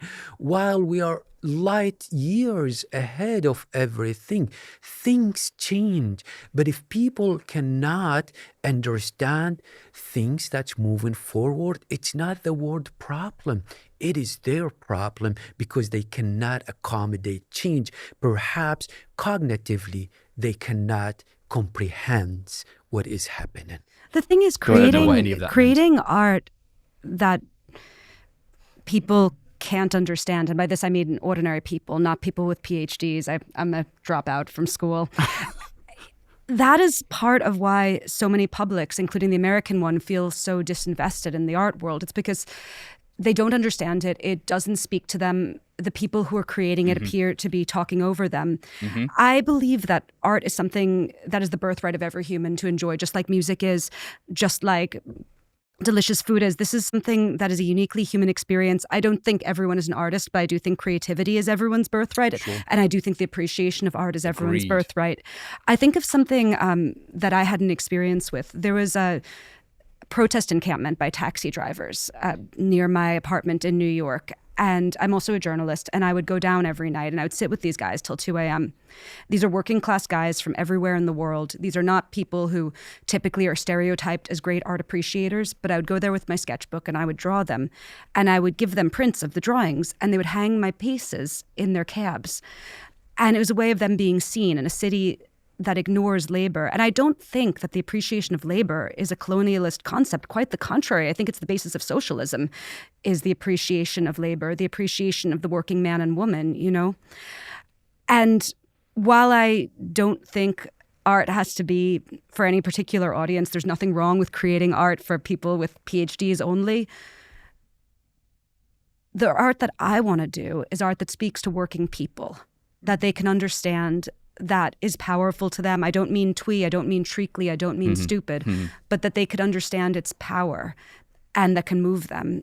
And I think the idea of forsaking ordinary people who haven't had access to these institutions is foolhardy. I also want to say that the institutions exclude probably the vast majority of people who make paintings and sculptures and prints and all of the other forms of artistic expression.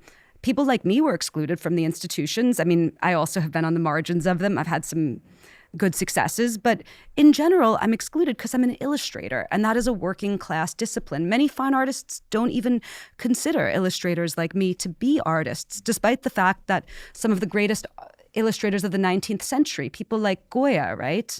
People like Toulouse-Lautrec, there's no doubt that they're artists. But it's a class thing. It's a class division.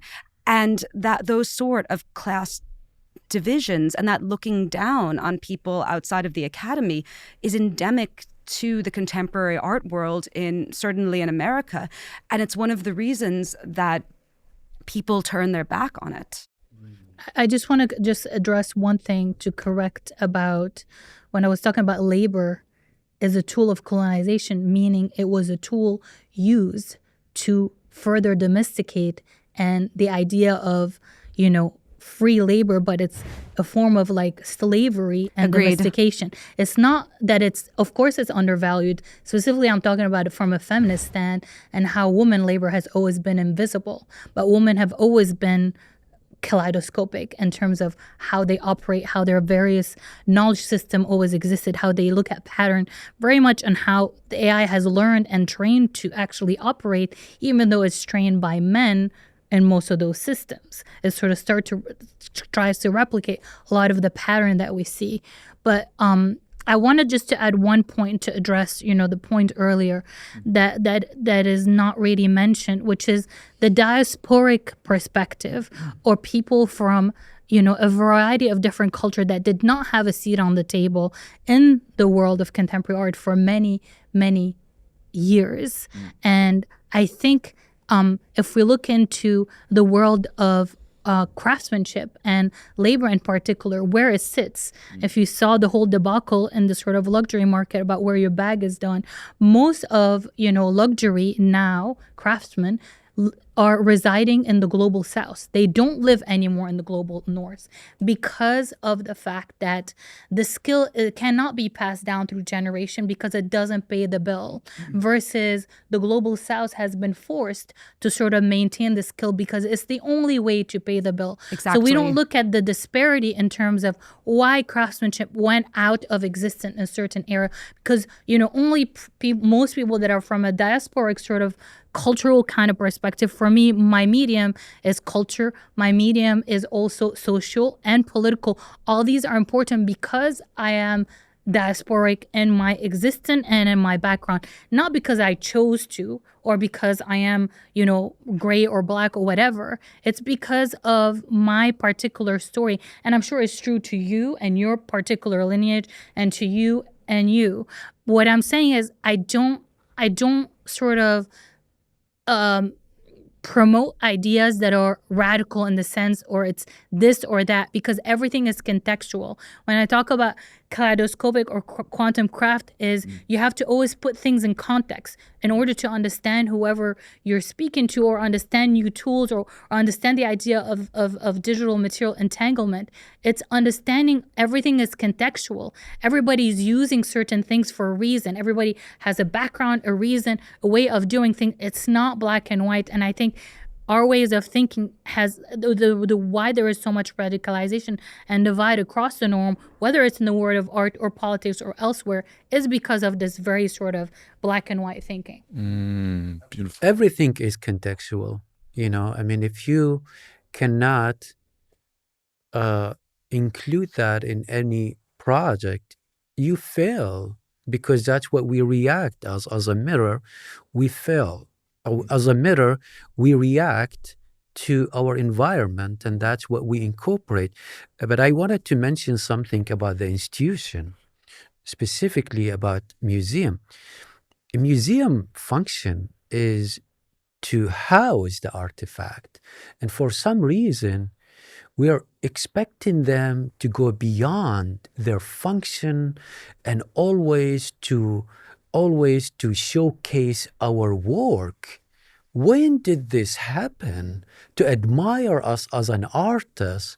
And it's not. The museums have limitation of scheduling, has a limitation of funding, has a limitation of space, has a limitation of board. So, and who curates it as well? Yeah, a museum would never be able to go out of their way to accommodate a social event. Why is that? Because their schedule is 5 years ahead of, and then they have to answer to their board about the politics of the artwork. So that's why practicing artists today said, let's forget about the museum, and we are going to stage encounters on the street, online, everywhere where people could interact with us. That's why I really don't agree with the idea that is contemporary art or art today are being cozy up with the institutions and somehow exclude the sculptor or everybody else. Okay, then in that case, what are the forces that shape the success of a contemporary artist? I think of, okay, maybe it's not galleries, but I also think of the attention economy. I think how art is being shaped by social media platforms and likes and follows. And so what are the new forces that It's you're really facing not today? one thing. We have to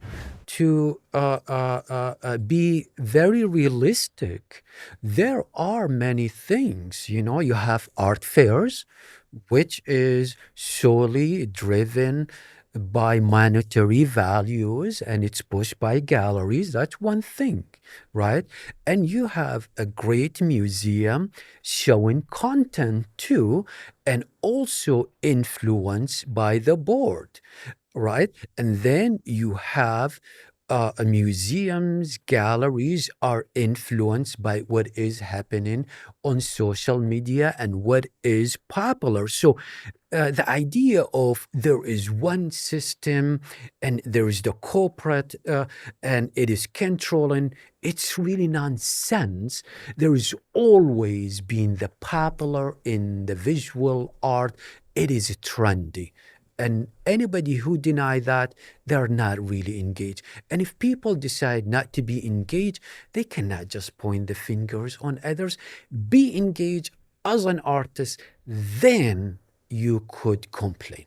I want to bring this to Fen because, Fen, I'm curious, like, what are the arbiters of success for you, especially as someone who's disassociated from the establishment yourself? So, like, what are the marks of success for you as an artist? Well, I mean, honestly, like, going back to what you said before, like social media and stuff, I mean, I think social media has been one of the great sort of levelers of this hegemonic control of the institutions, because finally, you can have a Twitter account or various social media accounts, and you can reach thousands of people and you can get your work out there.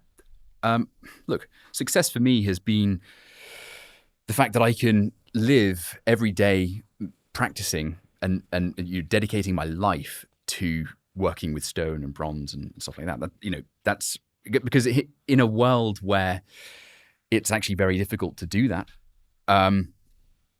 that's my major sort of position of success. That I wake up every day and I'm like, wow, I'm so happy to be able to do this, and I can, just focus on making my work. And social media has allowed me to break away from various structures that wouldn't push my stuff because, as I said before, it was considered too masculine or whatever. It didn't quite fit with their narrative. So yeah, I mean, this is something that's exciting. But you're seeing this happen more and more now, right? There is a genuine energy pushing towards people who are further on the outside, further on the cusps of things, and they're gaining momentum. And that's very exciting because the place where the energy is not the central position. It's going to be on the outskirts, on the fringe, and that's where it's really exciting, where you can have genuine, interesting discussions, and you can see, major developments either from literary standpoint or the visual arts. I think it's cool. Thank you. I want to also extend the question to both of you as well. Like, Samara, what are the arbiters of success in your practice? To me, it is mostly about being able to be practicing, to be able to create methodology in terms of making sense-making and how you navigate the future and the world across transculturally, but also how you are a better future ancestor. So what are the different ways in terms of making you a better future ancestor in general? What does that mean? That's interesting. I love that. Future ancestor, it's also a lot of the series of a lot of the digital artifact and physical artifact that I create, and they stem from this kind of idea of the Silk Road framework, because I look at the Silk Road in terms of how knowledge was. It's almost like the ancient algorithm or the ancient AI system, how knowledge used to sort of move from one place to another, be it a spice, be it a material, be it a texture, how it used to mostly happen. And obviously I didn't live then, so I don't know the nitty gritty, but from what we know is, let's say a spice would move from one place to another. People would know where it came from, the provenance, would acknowledge the provenance, which we need to have, the AI system do that, and you humans do that, acknowledge the provenance, the cultural influence, and then it will be transformed into a very different recipe, but it sort of has a resonance in other culture. And to me, the idea of reciprocity that the Silk Road framework create is so much more exciting than the colonial framework, which is extraction and sort of moving you into a system where it's all about making the most out of you and completely sort of disappearing and erasing provenance. And I think when we talk about future ancestors, it's about, for me, culture has always driven me because of my background, because of all the different layers and lived experience that I've had. Culture has always been so interesting.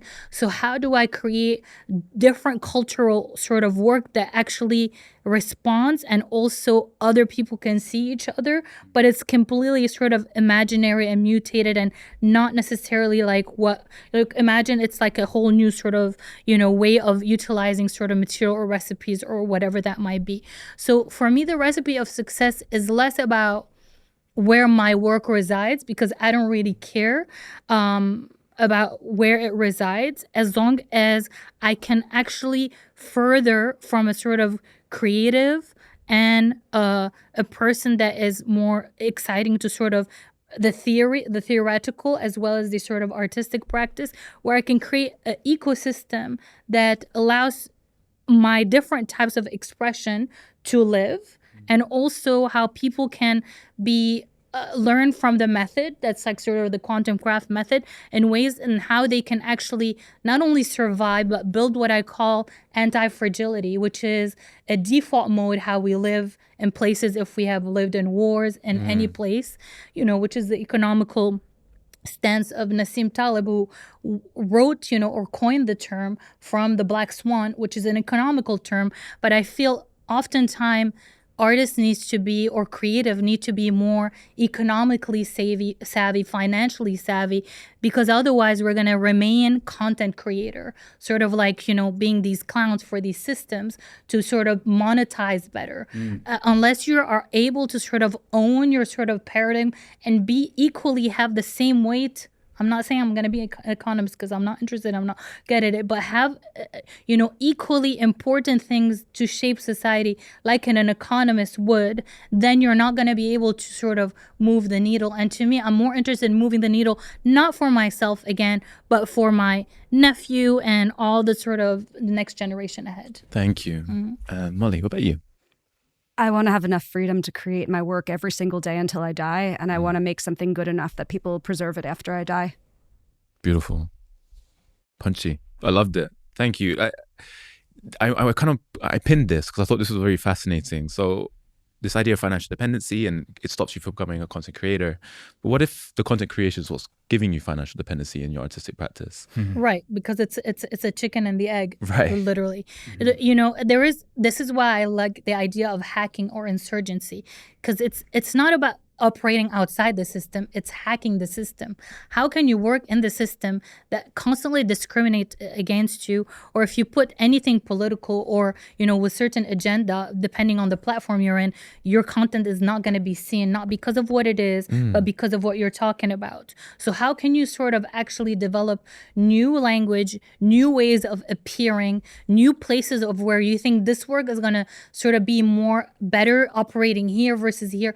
That is called epistemological knowledge. That is sort of deep understanding of how the word operates, what platform is going to be more conducive to show yourself, versus only kind of like moving like a puppet for one platform and thinking, put all your eggs in one basket. It's understanding how you actually break that algorithm, knowing how it operates. Just like I understand how these systems are trained. Most AI systems are trained with word association by engineers. So let's say the material tool is always associated with princess.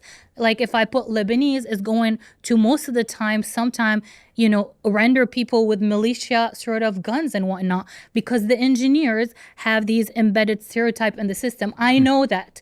But if I didn't work with the tool enough, they wouldn't sort of have known that. This is interesting to me. Well, I want to come to you in a sec, but why it's really fascinating to me is because the artist not only has to be excellent at their craft and their practice, but they also now have to know how to navigate the technological pitfalls. But then I'm thinking, is that something new today? Then I'm actually no. But to Fen's point, traditionally artists had to be well versed in their craft, but also know how to navigate the establishment, which is parallel almost. But technology is also really key. I mean, look, as I said, I'm very much a futurist. I think technology is fantastic, and you should be leveraging it right now. From VR to AR technology. Just being able to draw and model, for example, on an iPad is a fantastic bit of tech, right? And if you can, I was talking a while ago, someone said to me, Ben, how would you use AI? And I thought, well, if it exists, and maybe you can tell me this, but I'm not so sure, but I could scan in a few pieces of my sculpture, for example, and then say, they're just like a sketch in clay and I want to sort of scan it in. Could I feed that through or feed my visual language to this AI system and then get it to throw out a series of different, compositions and ideas and just be able to kind of spitball like loads of these different sort of things and then be able to say, okay, this is interesting. Going to pull this back out through a 3D print in clay or a 3D print in plaster and then work it up, change it, cut something off it and then go from there. And, that could perhaps speed up some of the drudgery. I'm not at all against, because, a lot of people try and pin me down and say, oh, you're like this conservative or cultural conservative. Yeah. It's like, no, we should be leveraging technology. But it's the vision behind the tech and how you use it. Can I give you an example? Well, you could totally do that too. Like what he said, This is exactly what I do. So many like miniature things that I sort of take pictures of and remanipulate digitally. And you could totally do that with material. But also you can sort of leverage other technology. This is why articulatory intelligence is one of the key skill for creatives, because it's understanding how they articulate all these different systems that they have from your artisanal skills to your digital skills and savviness across and media, understanding media and how it operates. When I mentor at the New Museum with New Ink, which is an incubator, some of like my mentee last year is a young artist who's an African-American artist who creates these amazing sculptures, these masks, and he wants to sort of expand the idea into the museum and how it sort of becomes beyond just a mask and how it can take you to the past and the future. This is what I mean by what young people are interested in, because he inherently understood the sort of digital material entanglement because of his age and because of his background and how he wants to sort of push the narrative, because he grew up in that sort of particular era. And I think it's important us as artists to sort of look beyond the sort of spectrum of what our knowledge needs to be, and it's no longer is satisfactory to just operate like we did before. Wafa's dying to interject. So sorry. It is. To me, staging a successful encounter when you could answer an event and achieve the objective, that's what success to me is. And here is a use of simple technology when preserving our ancestral work becomes so important. In 2015, when ISIS attacked Mosul and destroyed the Lamassu, that is stood at the gate of Nineveh, I was heartbroken. Why it is important? Because that piece of stone, it wasn't just a piece carved in stone. It was what our ancestor encoded in it and what means for the next generation, because it has indexical value. When the new generation looked back and they said, this is how our ancestor lived, it became their identity. When ISIS wanted to destroy the index, Erase. So I contemplate, how do you save that but making invisible to the enemy? I went to the Met. They have another Lamassu. I worked with them, scanned it fully. From that, I went to work with scientists and reduced the massive scan and shrunk it more and more and more. And then I embedded in the DNA of a wheat plant that was first harvested in Mesopotamia, where Iraq is now. Now, if you go to the MCA, you will be able to pick up a wheat seed which has the Lamassu scan in it. You could grow it, reverse engineer it, and you could recover the scan. It is That's incredible. Invisible to the enemy, accessible to generation. It's not just a miracle happened to science, but for the human mind, when they hear the story, it's a story of resilience. The culture will not die. The Lama Su still as a full scepter, and it's seeping from its hoof. They see it as if it is moving forward and planting itself for future of generation to come. I love Like, that. like the poetry in that always. I could hear you talk all day, Wafa. Thank you. I think one of That's the what I was things. going to say. Sorry, that's for me really poetic. Yes, and that's absolutely. the sort of thing I actually like. Yeah. That's great, you know, because having like that's just a piece of poetry, and I think to myself, terrific. Exactly, and it leads into this But next that's thought the I have. fusion of Yeah. technology, culture. The safeguarding Exactly, in ways that sort exactly. of through artistic practice. Yeah, absolutely. Well, look, now if you'll let me, I kind of want to. I'm inspired by that, and I want to take it into another direction and ask all of you: to what extent is good, impactful, or inspiring art a reflection of the divine? We're talking about codified meaning. We're talking about purpose and deep intent. And how much does art need to reflect something divine or a universal power for it to be meaningful in that way? And I think I'll go, Molly, Phil, let's go with you first. I almost think that the ability to create art is divine. It's not that it has to be a certain thing. I certainly don't think all art has to be spiritual. I love impious, sarcastic, mean-spirited art that pokes fun at pompous fools and takes down tyrants also. And I love silly, ridiculous art as well. But I think just that act, right? That act of taking pen and ink and colored mud and transforming Creation, it into yeah. something, that act of creation, that is the spark of the divine that we have in us, regardless of what our subject matter is. But it's not a prescription for what we have to make.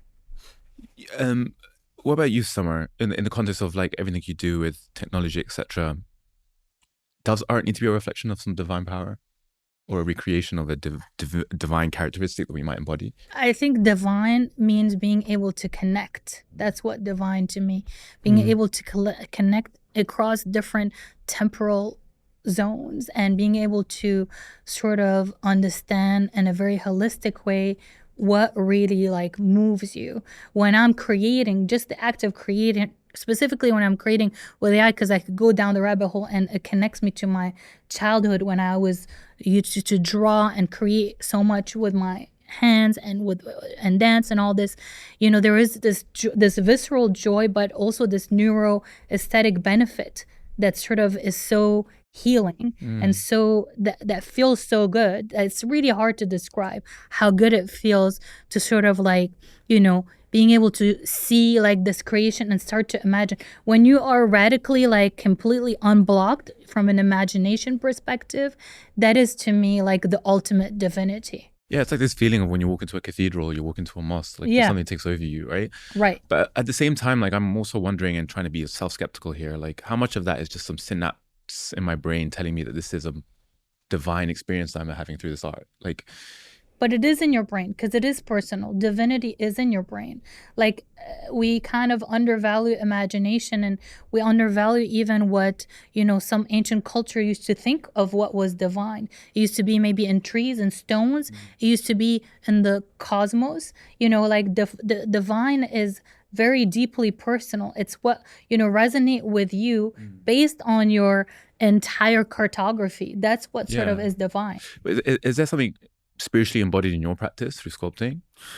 Well, look, I think that ultimately a lot of what I do is looking to capture an archetype, an essential quality that you might find within our world. I'm very much inspired by this idea of like sort of universal language that you can see. For example, you know, why do people go year after year to go and see the incredible works of Greek sculpture, for example? Why do we walk into a space and when we're struck by these works, we have this really deep, transcendent aesthetic experience? And, you know, there is a codified aspect to a lot of this work because they were working obviously with certain types of measurement and, you know, what we would consider to be, you know, sacred geometry at times, that brings about such a sort of ideal and pleasurable manifestation of forms that one sort of is awestruck, right? And you have that feeling of like transcendence, or the idea that there is something beyond this realm. You know, there can be something that's just so buttermilk beautiful in a sense, and that has a transportational effect. Myself as a sculptor, like I'm really just trying to capture a universal or an archetypal aspect of let's say of man or of society that I feel is resonant. You know, it's like you look at it and you say, oh yeah, I can viscerally feel that in the stone, and that in itself is, I think, an important thing. You know, it's a tradition that's been going for a very long time, and you're dedicating yourself to that. And again, to that point, it's not about me. It's ultimately about the work that's coming, that's ideally coming through me, or that I'm serving. I'm serving that tradition. I'm serving that work. The thing that you would hope that you've done is you've been able to make a work that goes out and speaks into the world, that people can really feel and connect with on a deep visceral level. Yeah, and I truly believe that. I truly believe in this idea of universal beauty, but then I see there's so much tension and conflict in the world that it also makes me think how much of it is also conditioned and within our certain relative realities. And maybe you can help alleviate that mystery for me, Wafa. To me, I think art seeks the divine, and we spend our entire life trying to shed the layers that sadly are imposed on us by the indoctrination when we are born. Every one of us find that these, also we call it the identity, sadly is what separates us. Art is trying to help us shed these layers to achieve the divine. And I think humanity will forever, sadly, fight these forces, these ancient forces that keep imposing on us. Once we are born, we are being labeled. This is who you are, and this is forever you will be. And there are forces we never ask for. Art comes to our life to peel them slowly. And artists are the one who are closer and closer and closer and have the courage to say, I'm gonna peel them because I do have the courage to do it. Like I truly want to believe that, but then I see so much like political division and social hostility in the world, especially over the last few years. And I think just how much can art do to circumvent some of these divides? Is art still important and impactful in creating a more empathetic world? It's the art stands now in a pivotal time more than ever. That is why you see artists in the forefront of the battle. And I'm sorry to say, and to use a military term, because it's being thrust on us to lead. And we are leading not because we have the courage, we are leading because we have not learned how to live with fear. Anti-fragility. I was thinking about the capacity of art to create that empathy across imposed identities across time. I had this moment in 2023. I was very lucky. I got to visit the Dome on the Rock. And when you're someone who works with your hands and you see a work of craftsmanship, of that divinity, I can only describe it as of that greatness, right? Made by so many people, like you almost tremble before it, right? And you could imagine, like I could imagine my hands aching. Like I was a craftsman 1,300 years ago when all of those tiles were made, when all of those inlays, when that song in stone and gold was made.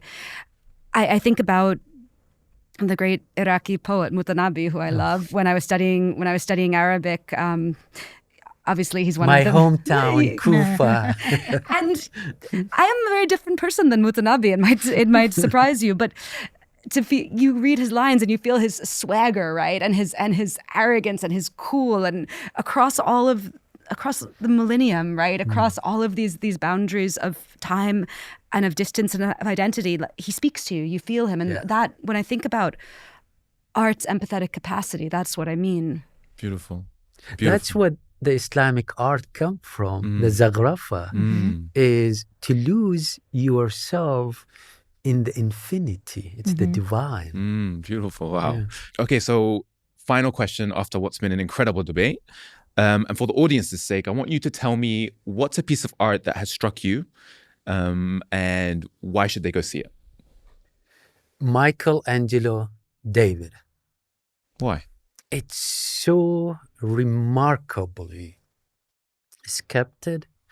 You could see the veins on his arm. And apparently, it was left outside at some point. They built an entire institution on top of the sculpture to protect it. Beautiful. See, that's what art is. Force the institution to build on top of it. Thank you, Wafat. Thank you so much. Molly, I want to come to you next. Basha's Garden of Earthly Delights, which is this hyper-detailed insanity and madness. It's like walking into the dark corners of someone's mind, except it's right in front of you. Beautiful.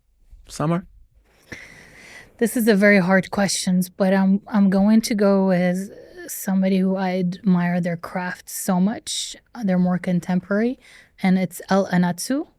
And he's an African artist who uses discarded sort of tins and recomposes these incredible compositions that weave so much like layers and culture and beauty, and they feel both hard, rigid, and soft at the same time, both like textile and sort of like sculptural, architectural. And to me, like everything that he does is always like so divine and amazing. Lovely. Thank you for sharing. And my friend Fen. It's very difficult to pin it down, but I would say a work that has inspired me since I can remember, it's The Unique Forms of Continuity in Space by Umberto Boccioni. It's an incredible work of a man stepping forward, striding through space and time. All of the lines, all of the compositional elements just play together like an incredible piece of music. And it's very vital, and people should check it out. Beautiful. Friends, thank you so much has been an informative and passionate discussion. And selfishly, thank you for allowing me to learn through you. Appreciate Thank you so much. Thank you so Thanks for having me much. on. Amazing Pleasure. moderation. Yeah, Amazing. Thank you. If you enjoyed this conversation and want to see more, subscribe to the Doha Debates YouTube channel so you don't miss out on any future episodes.